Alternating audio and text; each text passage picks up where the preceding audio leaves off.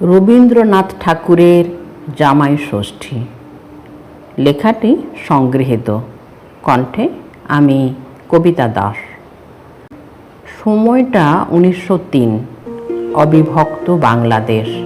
শাশুড়ি দাক্ষায়ণী দেবী, জামাতা রবীন্দ্রনাথ ঠাকুর।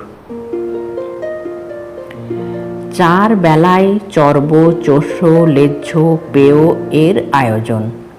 তবে তার মধ্যেও দুপুরবেলার খাবারটাই তো আসল খাওয়া।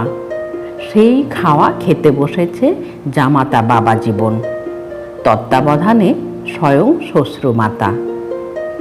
ভাতটা ভেঙে ডাল ঢালবার আগে শাশুড়ি মৃদু আপত্তি করে উঠলেন, আগে তেঁতো দিয়ে খাও। তেঁতো? কোথায় তেঁতো? জামাই বাবা জীবন অবাক। প্রথম বাটিটা শাশুড়ি আঙুল দেখিয়ে দিক নির্দেশ করলেন। ওহো, আমি বুঝতে পারিনি। একটু মেখে মুগ্ধ হয়ে বললেন, উচ্ছে আছে বুঝতে পারছি, তেঁতো ভাবটাও আছে, কিন্তু বেশ অন্যরকম হয়েছে তো। আর একটা তেঁতো আছে, ঘি করলা। ঘি করলা? ওই যাকে তোমরা কলকাতার লোক কাঁকরোল বলো।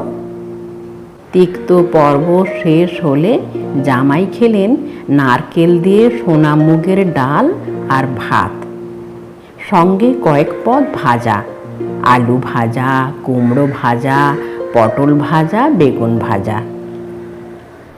এরপরে তরকারির পালা। এটা তো মোচা মনে হচ্ছে। হ্যাঁ, মোচাই তো। তুমি খাবে না? কেন খাবো না? আমি তো এখন নিরামিষ খেতেই ভালোবাসি। বড় তৃপ্তির সঙ্গে জামাতা মোচা ভক্ষণ সমাপ্ত করলেন। এইটা?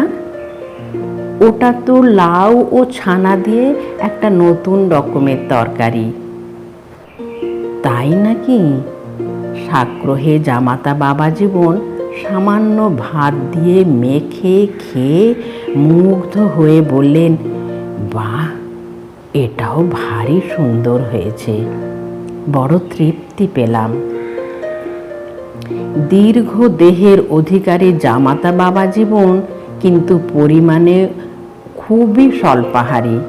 ভাতের পরিমাণ দেখলে কোনো ছোট পাখির আহার বললেই ভুল হবে, কিন্তু বেশ কয়েক রকম পদ রান্না না হলে তার মন ভরে না।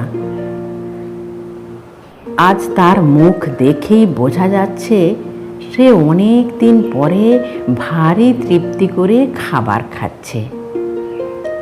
আচ্ছা, এটা তো চই দিয়ে কই মাছ। মাছ? কিন্তু আমি তো এখন একদম আমিষ খাই না। খাবে না? শাশুড়ি মায়ের মুখ কালো হয়ে গেল। আমি কত কষ্ট করে বানালাম চই দিয়ে কই মাছ, আর তুমি খাবে না? ওই জিনিসটা তো তোমাদের শহরে পাওয়া যায় না। আচ্ছা থাক, তাহলে আমি সরিয়ে নিচ্ছি। জামাতা একটু চুপ করে রইলেন, মাথা নিচু করে কি যেন ভাবলেন।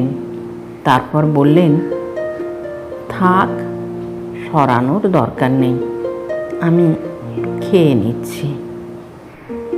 খেতে খেতে অস্ফুটে বললেন, হ্যাঁ, এই রান্নাটা আমি আগে ওর কাছে খেয়েছি, ঠিক এমনটি। একটু দূরে দাঁড়িয়েছিল জামাতার ভৃত্য উমাচরণ। সে বড়ই অবাক হয়ে গেল। মনে মনে ভাবল, দেখো দেখি বাবা মশাইয়ের কাণ্ডখানা।